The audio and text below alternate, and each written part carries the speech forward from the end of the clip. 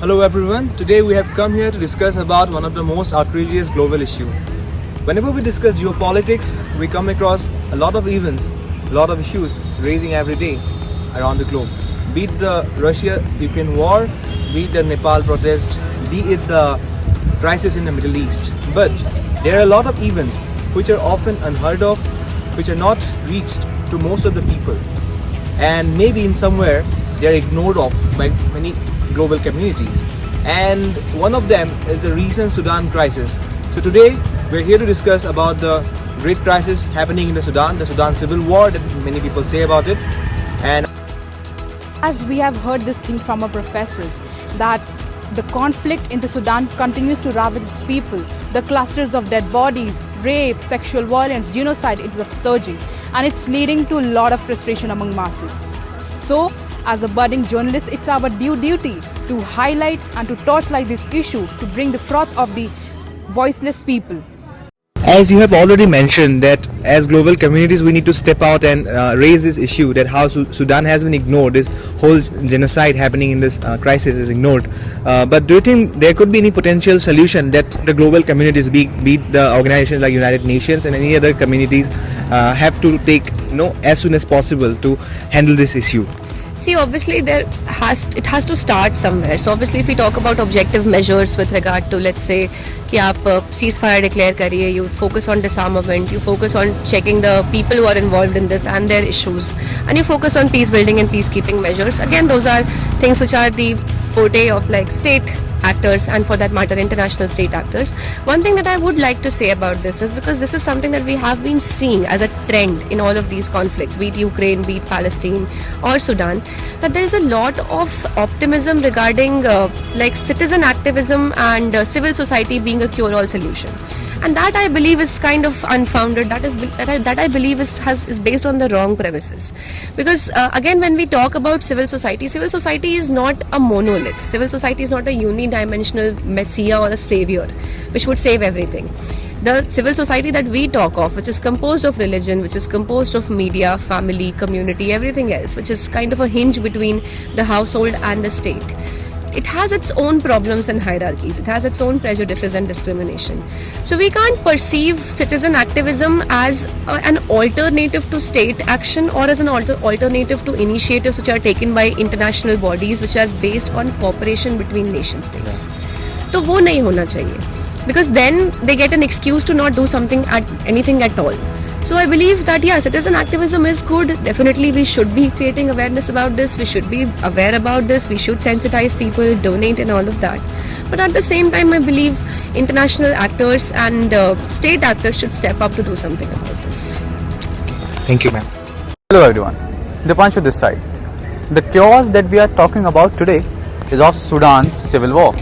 जब हम बात करते हैं सुडानी सिविल वॉर की, तो हम देखते हैं कि इसे हम जब सिविल वॉर कह रहे हैं तो सिविल वॉर में हमेशा एक स्टेट एक्टर और एक नॉन स्टेट एक्टर होता है. तो इसमें क्या कोई नॉन स्टेट एक्टर है? जी नहीं, ये है एक स्टेट इम्प्लोजन. एक स्टेट इम्प्लोजन दो स्टेट्स के बीच, दो स्टेट एक्टर्स के बीच, एक्चुअली एक ही स्टेट के दो स्टेट एक्टर. फॉर एग्जांपल, जो एक एक्टर है वो है SAF और जो दूसरा एक्टर है वो है RAF. दोनों ही स्टेट अपरेटर्स हैं सुडान के, और ये दोनों स्टेट अपरेटर्स जो एक समय में अपने स्टेट को हेड कर रहे थे फॉर अ पीसफुल फंक्शनिंग, आज दोनों लड़ रहे हैं आइडियोलॉजिकल डिफरेंसेस की वजह से स्टेट को कंट्रोल करने के लिए. वो जीतना चाहते हैं सुडान को किसी चीज़ की तरह, लेकिन सुडान एक जीता जागता राष्ट्र है जिसकी संपत्ति, जिसका आधिपत्य उसके लोग होने चाहिए. आज हम इसी मुद्दे को समझेंगे अपने एक्सपर्ट्स के द्वारा. चलिए आपको ले चलते हैं अपने पहले एक्सपर्ट पे. नमस्कार सर, मेरा नाम दीपांशु है. मैं अपनी टीम के साथ यहाँ पर आपसे बात करने आया हूँ, आपकी राय लेने आया हूँ. जैसा कि हम जानते हैं कि हमारे जो कंटेम्प्रेरी वर्ल्ड है, यहाँ पर कई सारे कॉन्फ्लिक्ट्स एक साथ चल रहे हैं जो बहुत ज़्यादा चर्चित कॉन्फ्लिक्ट्स हैं, जिनके बारे में हम सब जानते हैं. जैसे रसिया यूक्रेन वॉर हो गया या फ़लस्तीन वॉर हो गया, उन सब के बारे में हम जानते हैं. लेकिन कुछ वॉर, सिविल वॉर्स हैं जिनके बारे में हम नहीं जानते. उन्हीं में से एक है सुडान सिविल वॉर. तो हम आपसे पहले तो सुडान सिविल वॉर पर आपकी राय जानना चाहेंगे और साथ में ये भी जानना चाहेंगे कि उसका भारतीय डिप्लोमेसी पे कैसे असर पड़ता है. सुडान सिविल वॉर कहना थोड़ा गलत होगा, क्योंकि सिविल वॉर तब होता है जब सिविल सोसाइटी किसी सत्ता के खिलाफ, स्टेट के खिलाफ संघर्ष किया। सूडान का सारा संघर्ष दो किस्म की सेनाओं को, उनको आप इंडियन कॉन्सिक्वेंसेस में ऐसे समझ सकते हैं कि आर्मी और पैरामिलिट्री फोर्सेस संघर्ष है। तो ये संघर्ष सिविल वार तो नहीं कहा जाना चाहिए, लेकिन हाँ ये बात जरूर है कि more than 10 million individuals are displaced. तो इतना बड़ा डिस्प्लेसमेंट सिविल सोसाइटी के लिए एक हॉरर ही है। अब दो बातें, how Indian diplomacy should work into. Diplomacies are always with the state. Relationship of states are considered as diplomatic considerations. Their state is nowhere. There are two forces, those who are fighting, and they are fighting from past few years. I mean, more than 2-3 years. So that struggle is basically a struggle of the power. In terms of our statehood, we can say this is complete situation of anarchy, and in such condition,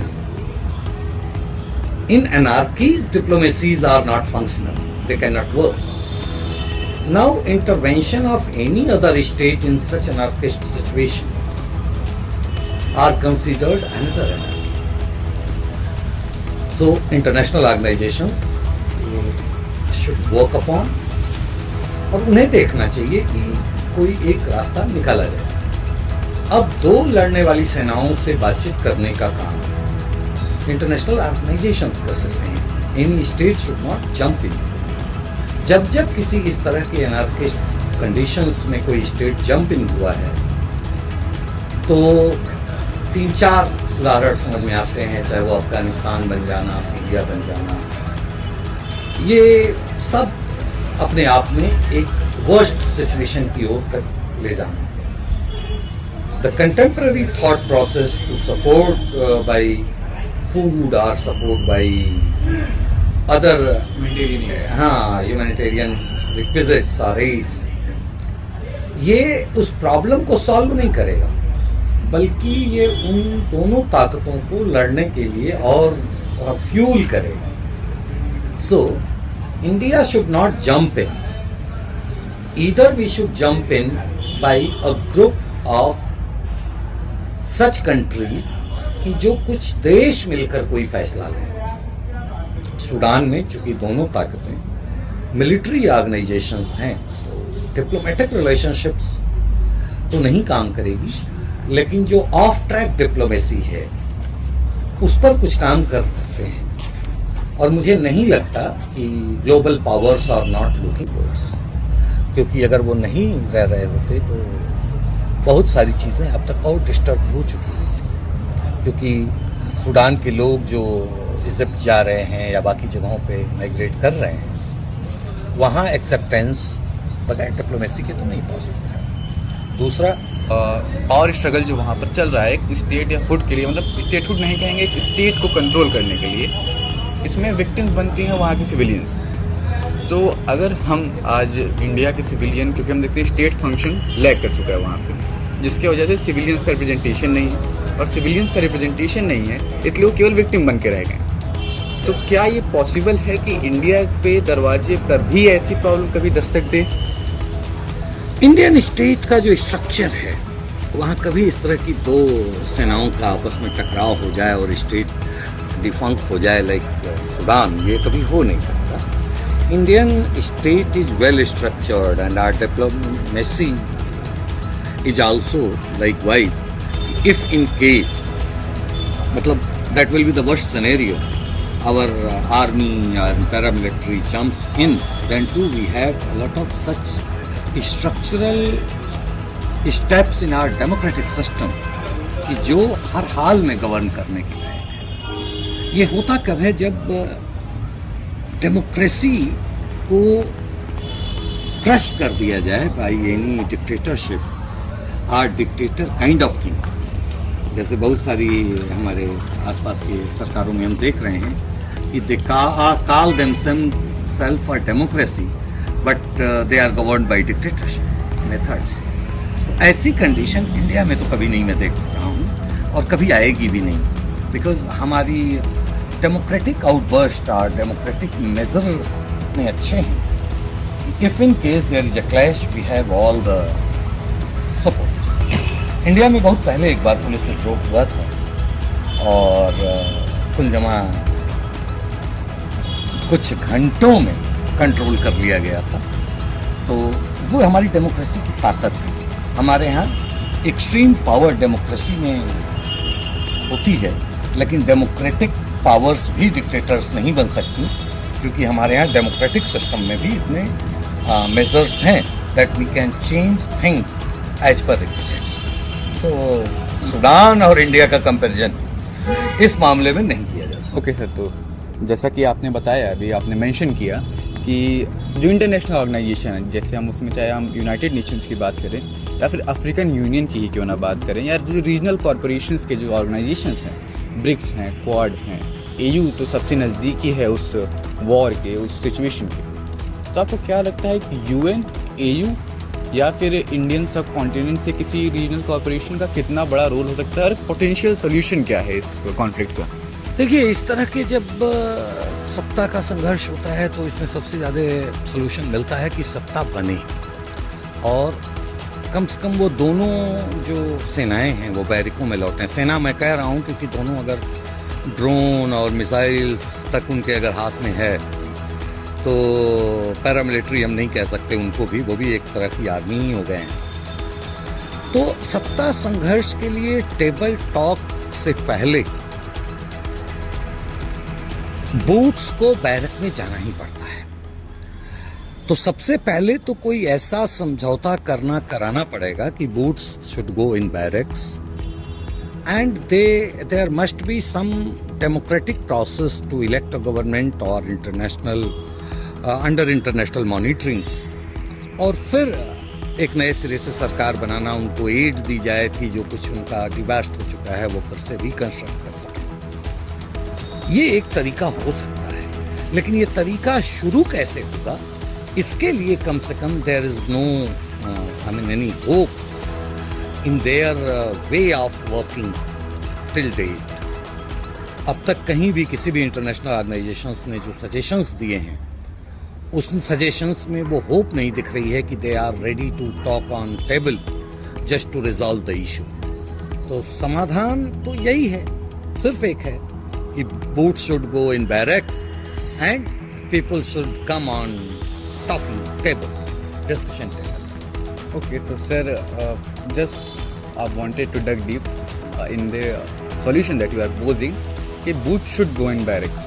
So क्या sir असली problem यही नहीं है कि उन boots को barracks में रखा कैसे जाए, क्योंकि वो बैरक्स अब शायद मुझे लगता है रह नहीं गए हैं सूडान में, वो पूरा सूडान अब बैरक बन चुका है। ये जब भी स्टेट हो कहीं भी फेल होता है और उसको सुपरसीड करने के लिए जब भी कोई मिलिट्री पावर कू करती है, अगर वो पावर एक हो तो कू करने में सक्सेसफुल रही है। हम बहुत सारी जगहों पे देखते हैं, म्यांमार भी उसका एक एग्जाम्पल है, और भी डिटेल में नहीं जा रहा। लेकिन यहाँ ये जो दोनों नेता हैं, जो दोनों आर्मीज के मुखिया बने बैठे हैं, they have their control on those armies, so they should brought to the table under certain influences. A problem ये है कि when a government is working for development and the international diplomatic relations are there, so diplomatic pressures may bring them to the table.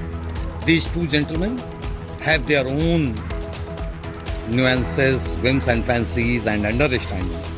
And if they themselves are not ready to accept any international pressure, no one can pressurize it until unless कि अब एक ही चीज़ बचता है कि international organisations उनको control करें by power. लेकिन जब भी बाई पावर कोई जगह ओवर पावर की जाती है तो उसका सीरिया बनने का चांस रहता है।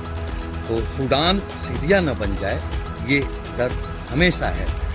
और मैं जो देखता हूँ कि अगर ये ऐसे ही एक आध साल और चला तो फिर सीरिया हम भूल चुके होंगे और फिर ये एग्जाम्पल्स फिर सूडान का लिया जाएगा।